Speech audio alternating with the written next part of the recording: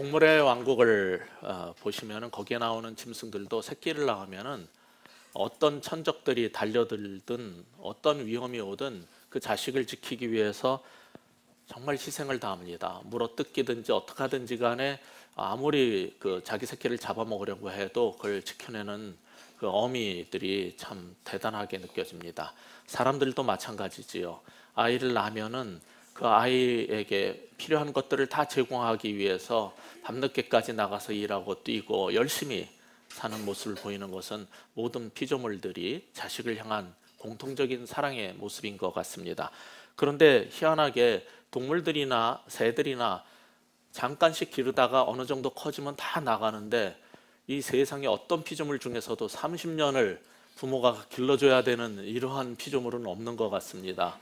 이 30년 동안 모이를 물어다가 먹여야 되고 그 부모가 지은 둥지에서 안 나갑니다. 그래도 나가라고 안 하고 기꺼이 사랑으로 품고 그렇게 보살펴주고 우리는 그렇게 자식들을 기릅니다. 그렇지만은 어떤 사람이 늦장가를 들었다든지 또는 여자가 너무 늦게 아이를 낳게 되었다든지 그래서 나이가 환갑인데 애가 아직도 초등학교를 다니고 있을 때 그 부모는 자식을 대하는 태도가 달라지게 됩니다. 어느 날 갑자기 생각이 딱 들었는데 얘가 아직도 초등학교를 다니고 있으면 내가 얘 장가 갈 때쯤 되면 몇 살일까?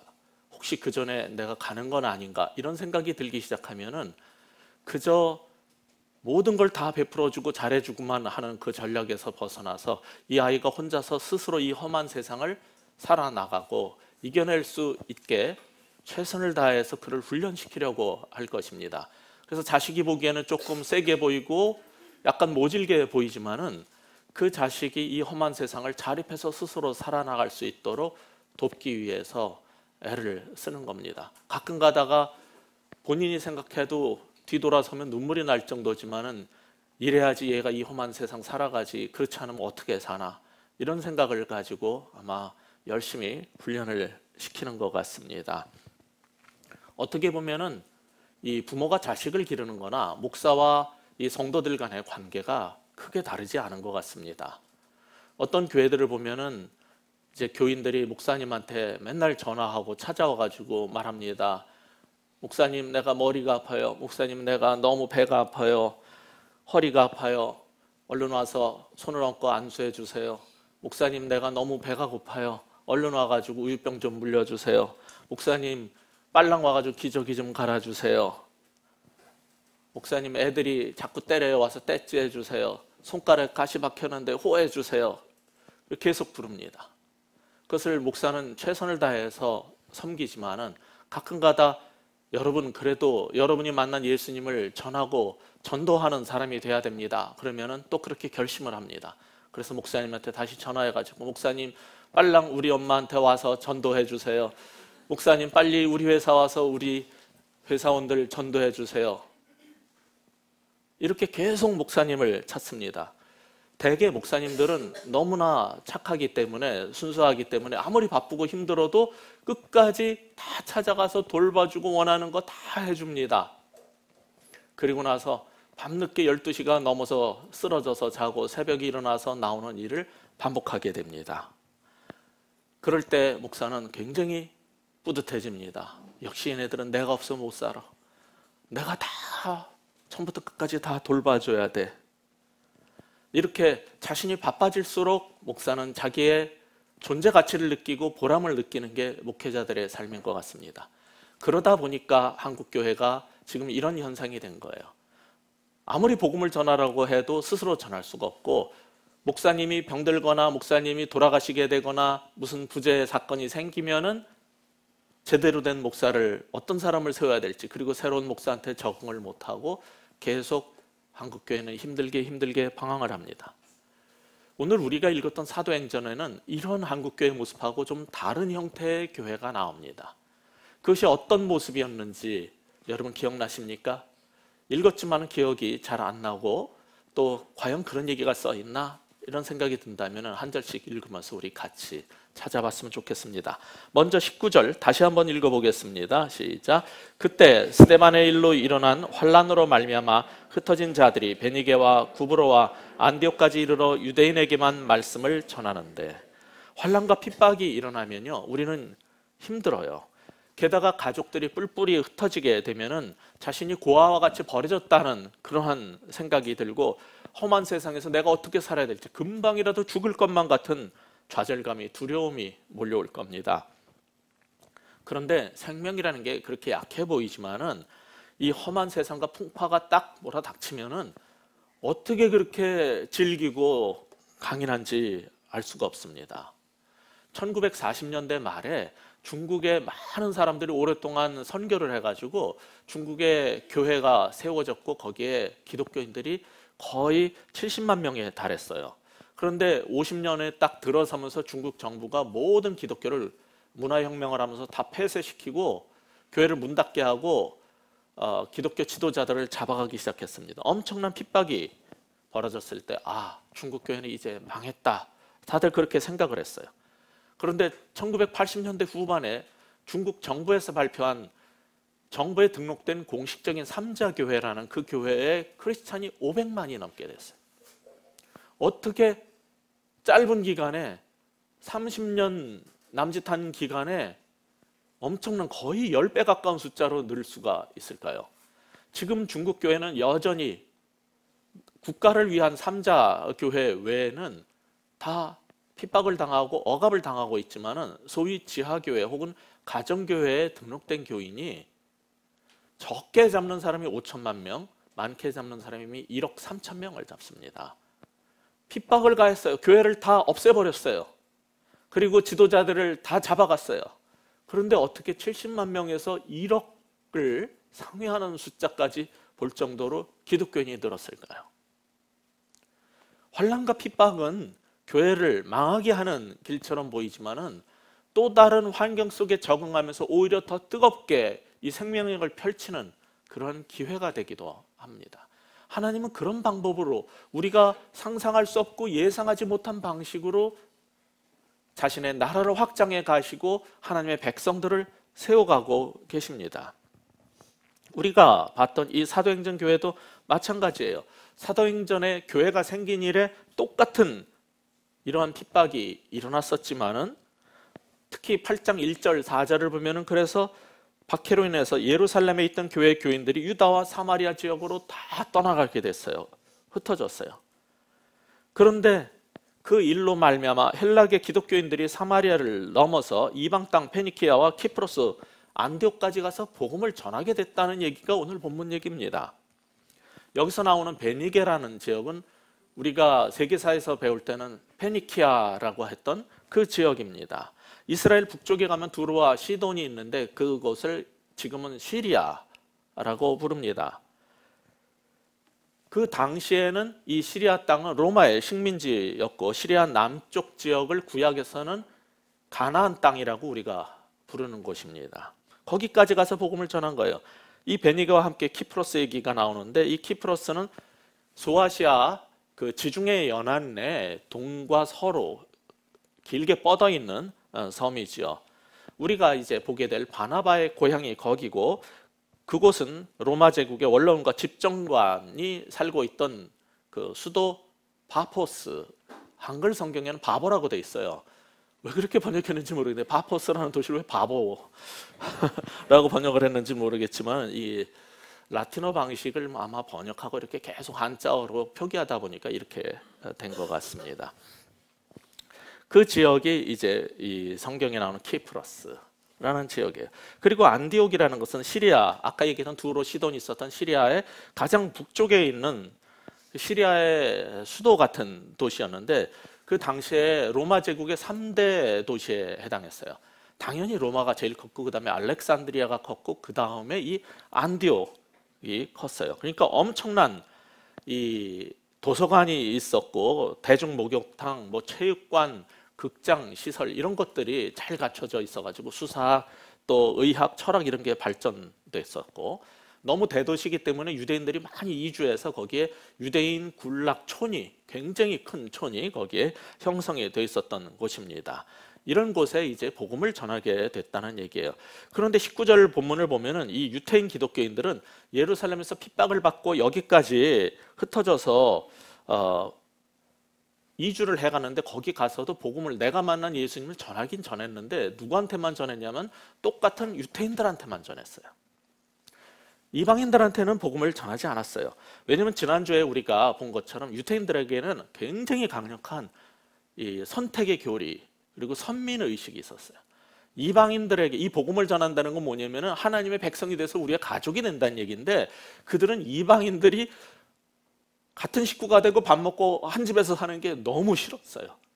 이들은 그래서 이방 땅까지 쫓겨갔어도 같은 유태인을 만나면 내가 만난 예수님을 전하지만은, 나와 비슷한 사람에게는 전하지만은 나랑 다른 말을 쓰고 나랑 다른 방식으로 사는, 그리고 이방인들은 지옥의 이 불쏘시개 애들한테 왜 내가 복음을 전하겠습니까? 이런 의식으로 그들은 별로 전하지 않았던 것 같아요. 그게 이제 이들의 문제였죠.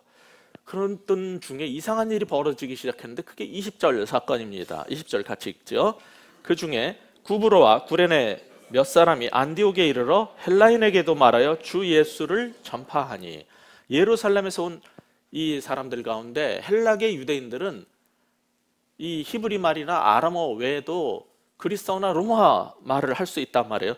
이 사람들 가운데에서도 특별히 여기에 구브로라고 된 데가 이 아까 말씀드렸던 키프러스고, 오늘 영어식으로 하면 사이프러스라고 하는 데죠. 그 섬 출신하고 북아프리카에는 구레나에서 온 사람들이 있었어요. 이 사람들은 안디옥까지 가서 복음을 전했는데 같은 유대계가 아니라 이방인 헬라인들에게까지 복음을 전하기 시작한 거예요.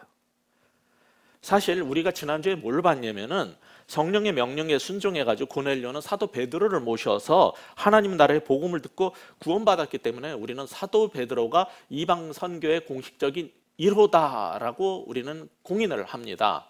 누가도 이 사도행전에서 그렇게 말하고 있어요. 그렇지만 실제적 이방인 선교는 누구에 의해서 이루어진 거냐면은 여기 성경에 베드로처럼 이름도 안 나오는, 이름도 없고 성도 모를 정말 키프로스 섬 출신과 북아프리카 구레네 출신 그냥 교인들, 성도들에 의해서 복음이 전파되고 실제적인 이방 선교가 시작된 거예요. 그들이 가서 그런데 예수님을 전파하자 무슨 일이 벌어졌냐면은 21절이죠. 같이 읽겠습니다. 주의 손이 그들과 함께 하심에 수많은 사람들이 믿고 주께 돌아오더라. 복음을 전할 때 주님의 손이 함께 했어요. 그 말은 하나님의 도우심이 있었단 말이에요. 그래서 많은 사람들이 믿고 주님께로 돌아왔다고 합니다.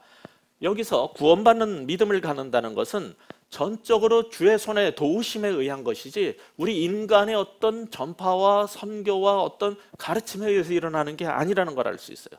철저하게 주의 손이 임했을 때 그들은 구원받는 거예요. 그리고 구원받는다는 것을 또 뭐라고 표현했냐면은 이전에 내가 살던 삶의 방식에서 유턴해서 뒤로 돌아서 가지고 주님께 가는 거예요. 주님께 돌아서는 것을 우리는 구원받는 믿음이라고 이렇게 성경에서는 가르치고 있는 겁니다. 그런데 이 20절하고 21절이 보여주는 것이 뭐냐면은 이방인 선교 사역이 유태인인 12사도에 의한 것이 아니고 이방인 평신도들, 소위 우리가 말하는 평신도, 이게 성경적 용어가 아니에요. 자꾸 성직자 평신도라는 용어를 쓰기 때문에 제가 지금 편의상 쓰지만은 그냥 성도들에 의해서, 사도나 목사가 아니라 그냥 교인들에 의해서 선교가 주도되기 시작한 겁니다. 즉 수제자로 알려진 베드로의 명성에 의해서 이방인 전도가 되고 교회가 세워진 게 아니고, 사도직에 의해서 세워진 것도 아니고, 오직 주의 손 하나님의 도우심이 함께 했을 때 그냥 북아프리카하고 저 섬에서 온 그 이방인들이 예수님의 얘기를 꺼내니까 사람들이 거듭나고 변화되고 수많은 사람들이 예수님께 나오게 됐다는 거예요. 그래서 아주 큰 광범위한 선교가 일어나기 시작한 거죠. 오늘날 우리가 사도행전을 읽으면서 많은 사람들이 말합니다. 우리 교회가 찾아야 될 원래 교회의 모습이 바로 여기에 있다. 사도행전적 교회로 돌아가야 된다. 그러면서 목사님들은 대개 자기 중심으로 다 모여야 되고 역시 주일 성수를 해야 되고 11조를 해야 되고 뭔가를 일을 해야 된다라고 우리는 주장을 합니다. 그런데 사도행전적 교회가 어떤 교회냔 말이에요. 하나님이 몇 사람들을 통해서 성령을 받게 하고 거듭나게 하고 예루살렘에서 모였지만은 자기네들밖에 모르고 이런 상황에서 다 핍박을 받게 해가지고 다 흩어버리고 그 다음에 세계 복음화를 위해서 교회가 전 세계로 흩어지는 일, 그리고 모든 것들을 통해서 하나님이 자신의 나라를 확장해가는 일에 쓰임을 받고 모든 이방 선교의 근거지가 됐다라고 말하는 안디옥 교회가 도대체 어떻게 세워졌냔 말이에요. 그것은 사도에 의한 게 아니라는 거예요. 목사님들이 나가서 개척 예배를 드리고 개척을 시작을 하고 선교를 나가서 세워진 교회가 아니라는 거예요. 사도행전 교회는 여러분하고 똑같은 교인들이 나가서 주변 사람한테 복음을 전했을 때 세워졌다는 거예요. 그럼 사도행전 교회로 돌아가자면 뭐 해야 된다는 얘기입니까? 네, 목사 중심으로 교회가 개척되는 게 아니라 성도들이 나가서 복음을 전하고 교회를 세우게 되는, 그게 사도행전적 교회인 거예요. 그게 이 안디옥 교회의 출발이란 얘기예요. 따라서 오늘 본문이 우리에게 주는 정말 말하고 싶은 건 이거예요. 사도가 아닌 평신도에 의해서 이방 선교와 교회 개척이 시작돼야 된다는 거죠. 목사 중심, 선교사 중심이 아니라 그냥 교인들 중심으로 선교가 일어나야 되고 교회가 개척돼야 된다는 거예요. 이게 사도행전이 말하는 교회라는 거죠. 그러자 22절 같이 보겠습니다. 예루살렘 교회가 이 사람들의 소문을 듣고 바나바를 안디옥까지 보내니, 수많은 이방인들이 예수의 이름을 믿고 주님께 돌아왔다는 이 소문이 예루살렘 교회에 또다시 전해졌어요. 보고됐어요. 우리가 11장 1절에서 가이사랴 지역의 이방인들이 베드로가 전한 복음을 듣고 성령을 받고 구원받았다는 소식을 들은 유대인들이 돌아온 베드로를 보자마자 네가 진짜로 그 무할례자들이랑 같이 지냈단 말이야, 밥을 먹었단 말이야, 막 화가 나가지고 비난을 했잖아요. 그 얘기가 예루살렘 교회로 다 들어갔다는 얘기. 근데 지금 여기 22절에 보면은 이렇게 이방인들이 나가서 복음을 전해가지고 수많은 사람들이 예수님을 믿고 거기에 그리스도 공동체가 형성되기 시작했다는 이 소문 역시 전달이 된 거예요. 이거는 굉장히 놀라운 일이죠. 있을 수가 없는 일이에요. 아니 그럼 사도 베드로 돌아왔는데 거기에는 우리가 보낸 사도가 없는데 12사도는커녕 7명의 교회 일꾼도 간 적이 없는데 어떻게 누가 가서 복음을 전해가지고 수많은 사람들이 주님 앞으로 돌아왔다는 건지 이해가 안 가요. 옛날 같았으면 말도 안 돼 이러고 넘어갔을 거예요. 그런데 이상하게 예루살렘 교회가 바나바를 가서 확인하라고 파송을 했어요. 이건 뭐냐면은 베드로가 와가지고 이방인들에게도 주의 말씀이 전해지고 그들에게도 성령을 받고 구원받고 하나님 백성이 되는 일이 시작됐다라고 공인을 해버렸거든요. 그러니까 이 사람들이 신학적 개념이 바뀐 거예요. 그럴 리가, 베드로 같은 사도가 없는데도 그럴 리가, 아이 거짓말이야 하고 넘어가도 되는데 가능성이 있는 거예요. 그러니까 바나바를 파송해서 확인을 해보고 싶었던 거였죠. 근데 가서 보니까 사도도 없이 이름도 알려지지 않은 이방인 교인들을 중심으로 해가지고 이방인들이 복음을 듣고 많이 모여 있는 거예요. 이 소문이 사실이었던 거예요. 이걸 보고서는 이제 이 바나바가 굉장히 중요한 사역을 시작을 하게 됩니다. 그게 어떤 것인지 23절이 말해주고 있죠. 같이 읽겠습니다. 그가 이르러 하나님의 은혜를 보고 기뻐하여 모든 사람에게 굳건한 마음으로 주와 함께 머물러 있으라 권하니. 근데 바나바가 안디옥에 가가지고 조사를 해야 될 거 아니에요. 그게 사실인지. 어떻게 하겠습니까? 전통적인 유대인들이나 예루살렘 그 사도들 같으면은 교리 심사를 하든지 율법 준수 상황을 확인을 하든지 기독교인답게 어떻게 살고 있는지를 좀 검토를 해서 한 사람 한 사람 신앙을 합격, 불합격 뭐 이렇게 해야 될 판인데 이상하게 하는 거예요. 바나바가 가가지고 확인을 하는데 어떻게 확인하냐면 거듭난 사람의 삶 속에 임한 하나님의 은혜의 증거를 보고 그냥 기뻐했다라고 그래요. 뭐를 지켰느냐, 할례를 받았냐, 안 받았냐, 이렇게 믿었냐, 저렇게 믿었냐, 성경은 읽고 있냐, 큐티는 했냐, 뭐 이런 걸 따져야 되는데 그런 거 하나도 안 하고 그들 가운데 하나님의 은혜가 머물었고 그 증거가 나타난 걸 보고 너무너무 바나바는 기뻐했어요. 바나바는 전통적인 유대인들의 신앙관으로 말할 때 이상한 신학과 목회를 펼치는 거예요. 뭔가를 계산하고 따지고 재고 검토해야 되는데 바나바는 그 가운데 임한 하나님의 은혜에 감사하고 기뻐하는 방식의 목회를 했어요. 이게 이상한 거예요. 전통적인 사도라든지 종교 지도자들은 이렇게 할 수가 없어요. 무엇인가 바나바는 하나님을 알고 만나고 성령에 의해 가지고 이끌림을 받고 그는 무엇이 정말 중요한 것인지 본질이, 신앙의 본질이 무엇인지를 알았던 사람이라는 거죠. 그렇다면은 이 바나바가 이런 방식으로 사역을 할 수 있었다는 것은 단지 그가 예루살렘 교회의 권위를 가지고 파송받아 왔기 때문에 어떤 주어진 외적 권위 때문에 그렇게 한 게 아니라는 얘기예요. 뭔가 성령에 의해서 사로잡힌 게 있다는 얘기예요. 그리고 보고 기뻐하고 그 다음에 권면하면서 목회를 하는데 뭐라고 말하냐면 23절 후반부에 있는 것처럼 모든 사람에게 굳건한 마음으로 주와 함께 머물러 있어라. 암송해라, 큐티해라, 뭐 기도를 몇 시간 해라 이런 게 아니라 환난과 핍박과 유혹이 있다. 그 가운데서 마음 흔들리지 말고 주님께 꼭 붙어 있어라. 이거를 권면을 한 거예요. 그렇게 권했다라고 돼 있어요. 이걸 보면 바나바의 이 사역은 외적 권위에서 종교적인 방식으로 한 게 아니라 바나바가 성령을 받았을 때 동시에 함께 받은 은사가 있었어요. 그 은사가 뭐였습니까? 바나바는 권위의 사람이라, 권면의 사람이라. 사람들을 격려하고 위로하고 권면하는 은사를 받았어요. 그 은사 플러스 24절에 그의 목회 성공의 이유가 나오는데 같이 읽어볼까요? 바나바는 착한 사람이요 성령과 믿음이 충만한 사람이라 이에 큰 무리가 주께 더해지더라. 바나바의 사역은요, 첫째는 그의 권위의, 권면의 위로의 은사로 한 거예요. 그 다음에 내면적으로는 인격이겠죠. 영적으로는 이 영성, 성령 충만에 있었어요. 이게 합쳐져 가지고 그의 사역이 나타나게 되는데 거기에다가 24절 초반에는 바나바를 착한 사람이라고 해놨어요. 이 단어가 누가복음 23장에 가면은 예수님께서 십자가에 돌아가실 때 자기가 준비해놨던 묘자리를 제공한 공회원 아리마대 요셉을 묘사할 때 그를 선한 사람이라고 했는데 이 바나바는 착한 사람이다라는 말하고 아리마대 요셉이 선한 사람이라는 단어가 똑같은 단어예요. 그러니까 바나바는 성령과 믿음만 충만한 게 아니라 이미 우리가 사도행전 4장에서 봤어요. 바나바는 자기 땅과 모든 재산을 팔아서 사도들 앞에 바치면서 가난하고 어려운 사람들이 함께 살 수 있도록 도왔던 착한 사람이었어요. 그 선행을 하는 사람.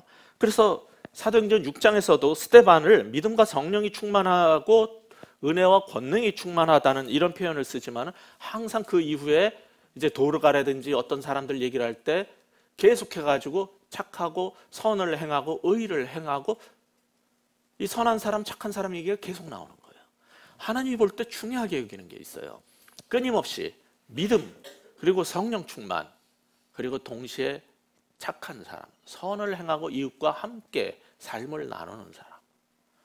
이런 모습을 보였기 때문에 사람들이 너무 많은 사람들이 바나바를 중심으로 엄청나게 몰려드는 거예요. 소위 오늘날식으로 말하자면은 교회가 완전 성장을 해서 대교회가 이제 만들어지게 된 거예요. 그러면은 보통 어떻게 목사님들이 사역을 하게 되냐면은 교회가 점점 사람이 몰려들잖아요. 그러면 으쓱해지죠. 그리고서는 이제 자기가 하고 싶었던 일들을 펼쳐서 그 일을 하고 싶은, 그래서 나의 사역을 이제 주도하기 시작해요. 그런데 바나바는 그렇게 하지 않아요.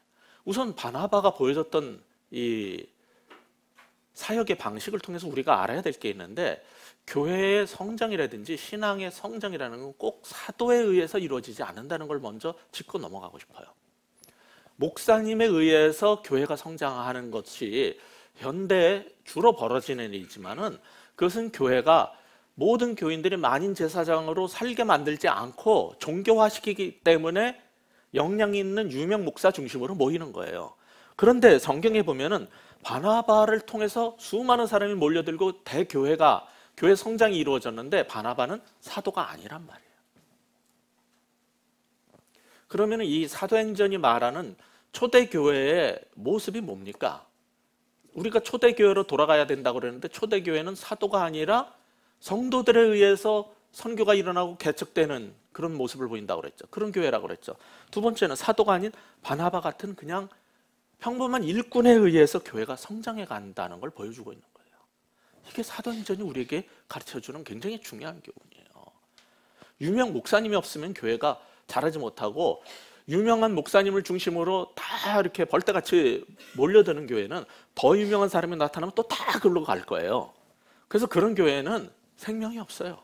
얼마 지나지 않으면 그 유명한 사람이 없어지거나 죽거나 아프거나 하면 그런 교회는 다 흩어져요. 근데 이 교회는 달라요. 성도들이 복음을 전해서 세웠고 모였고 바나바는 굉장히 다른 방식의 종교성이 아니라 정말 성령 충만과 그리고 그들을 권하고 권면하고 돌보고 선행으로 이렇게 했기 때문에 사람들이 모인 거잖아요. 그러니까 이러한 우리 가운데 평범한 일꾼들에 의해서 교회가 성장해 갈 수 있다는 걸 믿어야 돼요. 그럴 때 교회가 소망이 있고 교회가 견고해질 수 있는 거지, 여전히 능력 있고 뭐 유학 갔다 오고 뭐 학위 있고 뭐 미국의 뭐 대형 교회에서 목회하던 사람을 후임으로 뽑아놔야지만 잘한다, 이런 생각을 갖고 있는 이상은 한국 교회는 건강하게 자랄 수가 없어요. 이 사도행전 교회가 보여주고 있는 게 바로 그런 모습이에요. 그런데 이렇게 귀한 하나님의 사람들, 이 바나바 같은 사람들이 보여주고 있는 특징이, 중요한 특징이 또 하나가 있어요. 그게 뭐냐면 25절, 26절에 나타나요. 같이 읽겠습니다. 바나바가 사울을 찾으러 다소에 가서 만남에 안디옥에 데리고 와서 둘이 교회에 1년간 모여 있어 큰 무리를 가르쳤고 제자들이 안디옥에서 비로소 그리스도인이라 일컬음을 받게 되었더라. 바나바 같은 하나님의 종이 했던 중요한 사역 중에 하나가 뭐였냐면 차기 리더를 찾아내고 세우고 함께 동역하는 거였어요. 아까 말씀드렸죠. 대개 한국 교회는 유명한 능력 있는 목사가 교회를 키우고 나면은 모든 영광을 혼자 다 취하고 혼자 다 하고 신방부터 시작해서 뭐 수요 예배고 새벽 기도고 모든 거를 전부 혼자 다 하려고 그래요. 앞에 나서는 자리는 모두 다 자신이 하죠. 그리고 힘든 거 새벽 기도 같은 것만 이제 부교육자 시켜요. 그게 우리나라 교회의 그냥 99%의 다, 모든 대형교회는 다 그렇게 가요. 담임 목사가 안 쓰면 교인들이 딴 데 또 가거든요. 유명 목사 있는 데로. 그러니까 그렇게 안 할 수가 없는 거예요. 그걸 누가 망치냐면 교인들이 망치고 목사가 망치는 거예요, 같이. 근데 바나바도 충분히 그럴 수 있었어요. 사람들이 자기를 보고 엄청 몰려들었어요.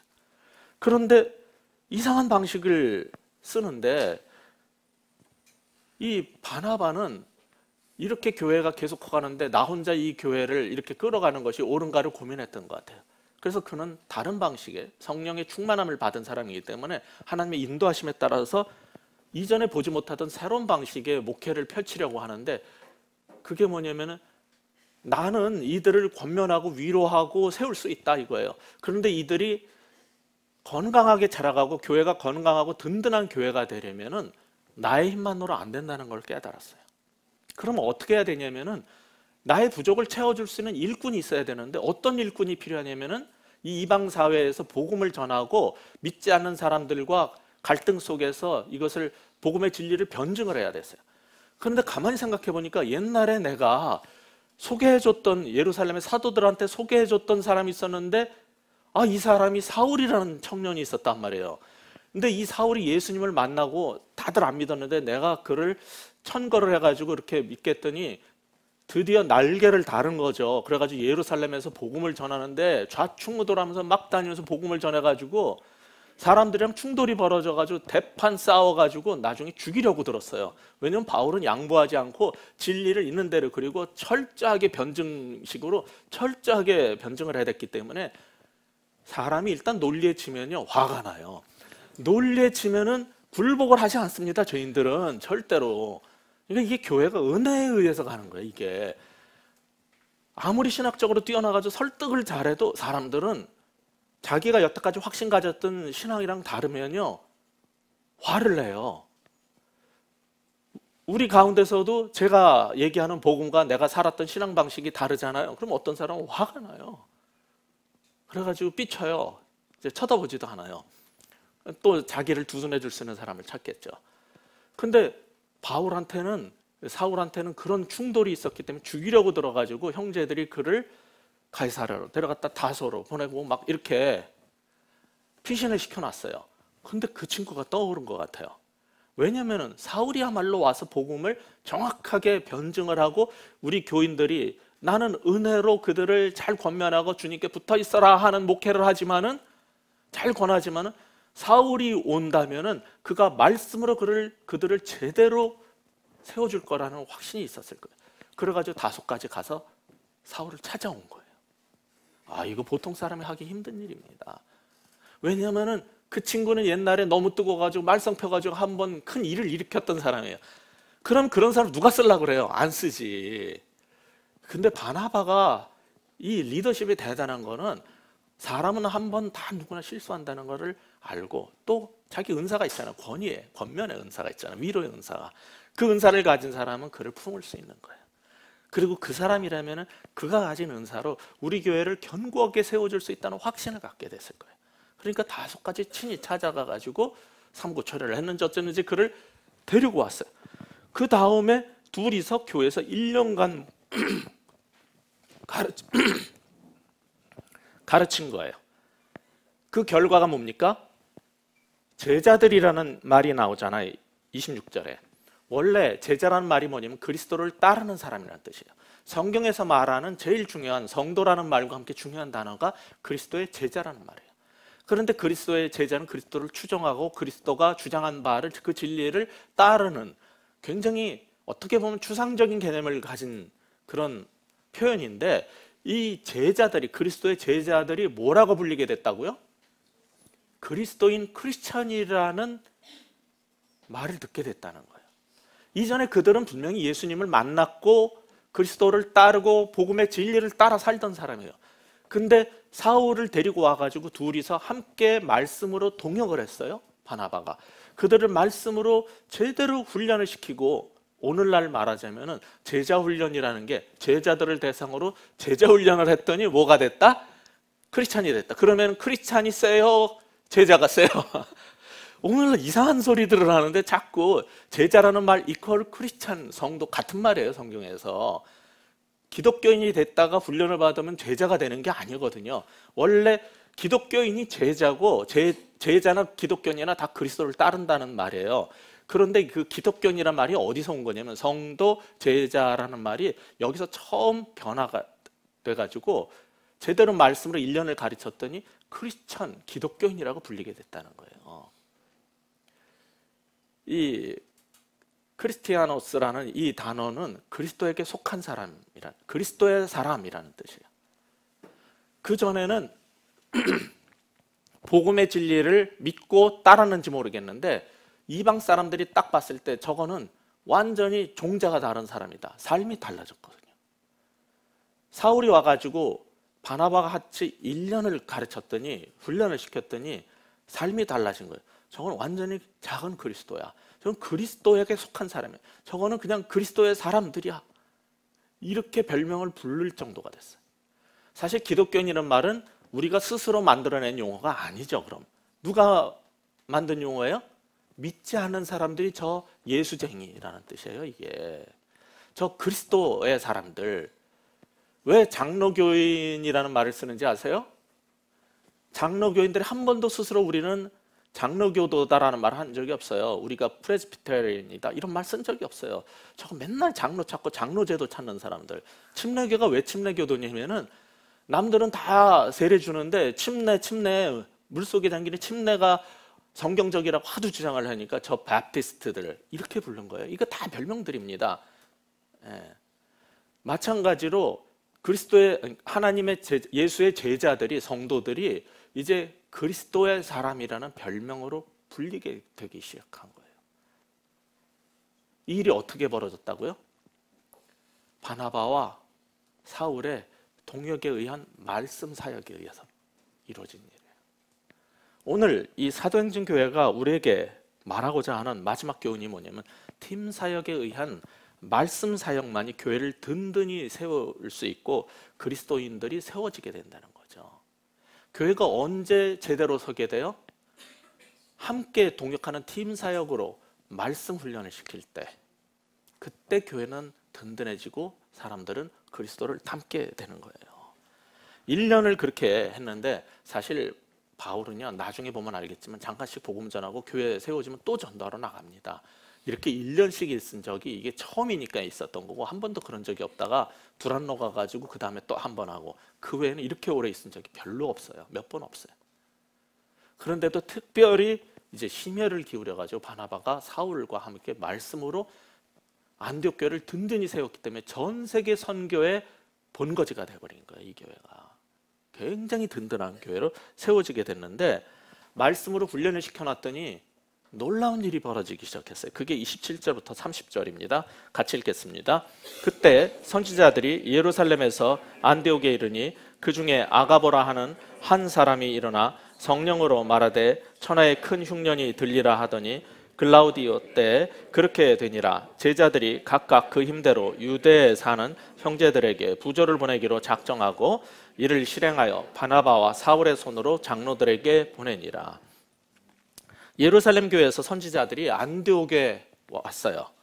그런데 그 중에 아가보라는 사람이 성령의 말하라는 그 명령에 따라서 예언을 하기 시작했는데 천하에 큰 흉년이 들 거라는 예언을 했어요. 이 아가보 선지자는 21장에 가면은 이제 바울이 선교하러 계속 가는데 너 예루살렘에 가면은 이 끈을 갖다가 자기 팔다리를 다 묶고 이렇게 포박돼가지고 너 잡혀가, 이렇게 예언했던 사람이에요. 얼마나 그의 예언이 항상 계속 옳았냐면은 그리스도인들이 다 그 예언을 듣고 믿고 가지 말라고 울면서 호소를 할 정도로 이 아가보는 굉장한 그 예언의 능력이 있었던 사람이었던 것 같아요. 그런데 이 선지자의 말대로 글라우디오 황제 때 실제로 큰 흉년이 일어났어요. 글라우디오는 AD 41에서 54년까지 재위한 걸로 한 15년간을 일을 했는데, 요세푸스의 그 기록에 의하면은 그 이스라엘 땅과 그쪽에 45년, 46년에 큰 어려움이 있었어요. 그 이유가 뭐냐면은 그 기간에 당시 고대 근동의 곡창이 어디냐면 이집트인데, 이집트 나일강 그 유역에 거기 델타 삼각지대에서 곡식이 엄청나게 나오잖아요. 거기에 흉년이 들어가지고 기록에 의하면은 인육을 먹은 기록까지 나와요. 너무나 심했기 때문에 바로 그때의 사건인 것 같은데, 이 얘기를 들은 안디옥에 있었던 교인들이 그 소식을 듣고 자기네들이 뭐 그렇다고 오늘날처럼 메가처치가 되고 부자들이 아니더라도 힘을 다하여 헌금을 해가지고 모교회 격인 예루살렘 교회의 그리스도인들을 돕고 싶었어요. 이게 사람이 말씀으로 잘 양육되고 성숙되잖아요. 그럼 우리끼리 모여서 잘 사는데 만족하지 못해요. 세상이 어떻게 돌아가든 교회는 원래 천당 티켓 파는 데야. 그래서 무슨 박스 오피스처럼 만들어 놓고 계속 천당 보내는 것만 하면 우리는 사명 다했다. 정치, 뭐 세상, 뭐 선거, 나라가 어떻게 되고 이게 무슨 상관이냐. 세월호 신경 쓰지 마 하는 게 원래 교회의 모습이 아니에요. 그리스도인들이 말씀으로 자라고 나니까 뭐가 보이기 시작했냐면 같이 예수 믿는 형제 자매들이 너무 먹을 게 없어가지고 흉년이 들어서 고통을 당하는데, 심지어는 어디에서 인육을 먹는다는 얘기까지 들리는데, 우리 형제 자매들이 그런 일까지 겪지 않으려면은 우리가 최선을 다해서 도와야지. 그래가지고 이거 사도가 시키지 않았어요. 사울도 바나바도 아무도 시켰다라고 나와 있지 않은데 그들이 자기의 힘을 다해서 기쁘게 즐거이 헌금을 했어요. 그리고 바나바하고 사울한테 이걸 가지고 좀 전해주세요 라고 자기 교회 목사님들을 보냈어요. 그리고 자기네들은 목사님들이 둘이 다 갔는데 지네들끼리 예배 드리고 지냈을 거 아니에요. 그게 짧은 거리가 아니거든요. 옛날에 여행이라는 게. 그럼 자기네들끼리 예배 드리고 신앙생활하고 잘 살았단 얘기예요. 어떡하고? 목사님들 개척한 설립자 목사님하고 제자훈련 담당했던 그 사도 바울을 다 보내놓고 지네들끼리 잘 지냈던 얘기예요. 이야, 어디 이런 교회가 있을 수 있어요? 그러니까 그 안디옥 교회가 전 세계 선교의 터전이 될 수 있었던 거예요. 이게 바로 사울과 바나바가 팀으로 함께 동역하고 말씀 훈련시킨 결과 예증입니다. 사람이 신앙이 생겼다, 그리고 우리가 성숙해 갔다는 건 뭘로 표현되는 거냐면 믿습니다로 표현되는 게 아니에요. 기도 시간과 암송과 큐티 시간으로 표현되는 게 아니라 변화된 삶으로 표현되는 거예요. 그건 뭘로 표현되냐면은 내 물질이 있는 곳에 내 마음이 가는 거거든요. 그들은 어려운 사람을 보고 자기들이 애써서 힘들게 번 돈을 즐거이 낼 수 있었어요. 그리고 이거를 들려보내가지고 도와주라고 그랬어요. 이게 성숙한 교회의 모습이에요. 이게 바로 우리가 따라야 될 사도행전적 교회지. 오늘날 목사님들은요, 사도행전적 교회 그럼 뭘 상상하는지 아세요? 앞에 보면 하루에 3,000이나 더 하더라. 이것만 봐요. 사도행전 시대로 돌아가서 성령을 받으면 하루에 3,000씩 해서 우리 교회도 커질 수 있을 거야. 이것만 교인이나 목사님이나 다 그것만 찾아요. 왜 이런 거는, 이런 게 사도행전 교회라면 목사님들이 이거 덮을 거예요. 사도행전 강의 그렇게 열심히들 안 했을 거예요. 큰 교회들이 다 사도행전 강의하는데 그렇게 해서 사도행전을 깨달았으면 어떻게 살아야 된다고요? 교인들이 나가서 선교를 하고 교인들이 교회를 세우고, 그리고 목사와 사도가 없는데도 교회가 건강하게 자라는 걸 보고, 그리고 혼자 다 해먹는 목회가 아니라 성도들과 동역자들과 함께 동역하고 말씀으로 사람들을 훈련시켜서 헌신된 사람들, 이웃과 세상을 향해서 나갈 수 있는 사람들, 내가 가진 가장 귀한 것들을 그들 위해서 내놓을 수 있는 사람들이 세워지는 게 사도행전 교회란 말이에요. 여러분들은 거기에 대한 확신 가운데에서 사도행전 교회를 추구했으면 좋겠어요. 그리고 우리도 성경에 나오는 이런 초대교회 모습을 갖고 싶습니다 한다면은 여러분이 각오하셔야 돼요. 우리가 나가서 복음을 전하고, 우리가 교회를 세우고, 우리가 교회를 든든히 하고, 우리가 교회를 건강하게 만들고, 우리의 가진 가장 귀한 선물들을 이웃과 함께 나눌 수 있는 사람들. 예수님은 이번 주 순환주간인데 하늘의 모든 보좌와 영광 모든 걸 가지신 분이지만 이 땅으로 내려오셔서 우리를 위해서 다 내주셨어요. 심지어 자기 몸과 목숨까지 다 내주셨어요. 그렇게 함으로써 우리가 똑같이 부유하게 되도록 만들어 주셨어요. 그것이 복음입니다. 그렇다면은 그의 후예라면은, 그를 따르는 그리스도의 사람들이라면 우리도 동일한 삶을 보여줘야 될 겁니다. 그것이 사도행전을 읽고 사도행전의 메시지를 따르는 우리 베이직교회 성도들의 마땅한 삶일 것입니다. 그런 모든 주의 종들, 그리고 그리스도의 사람들 되시길 주의 이름으로 축원합니다. 기도하겠습니다. 하나님 아버지, 우리는 크리스천이라는 쉬운 말로 자신을 표현하지만은 얼마나 그 변화가 극심했고, 그리스도를 보는 듯 하면은 그리스도의 사람이라는 그런 말을 썼을지. 주님, 이 시대를 돌아보면서, 우리 자신의 모습을 돌아보면서, 그리고 사도행전을 돌아보면서 우리 다시 한번 생각하고 결단을 새롭게 하는 이 시간 되게 하여 주시옵소서. 많은 사람들이 주님을 따른다라고 하지만은 변하지 않고, 목사님이 없으면 아무것도 못한다고 하고, 교회도 목사님이 없으면 금방 문 닫을 것만 같은 이런 어린아이 같은 모습으로 사는 게 한국교회라면은, 이제 성숙한 크리스찬들의 공동체가 될 수 있도록, 정말 사도행전적 교회가 될 수 있도록 주님 축복하여 주시옵소서. 그리고 그 일에 우리가 먼저 쓰임받을 수 있도록 주님 우리를 먼저 세워 주시옵소서. 말씀으로 우리를 세워 주시고 주의 성령으로 충만케 하여 주시고, 주님 앞에 헌신된 몸과 마음으로 우리 자신을 주께 드림으로 우리에게 주어진 우리 베이직 공동체를 견고하게 세우고, 교회 없는 곳에 흩어져서 또 작은 교회들을 세우고, 또 아직 하나님을 알지 못하는 직장과 우리 주변에, 그리고 이웃들의 삶의 터전으로 나아가서 우리가 교회가 되고 교회를 세워가며 견고케 하는 그 일에 쓰임받는 우리 모든 성도들 되게 하여 주시옵소서. 예수 그리스도 이름으로 간절히 기도합니다.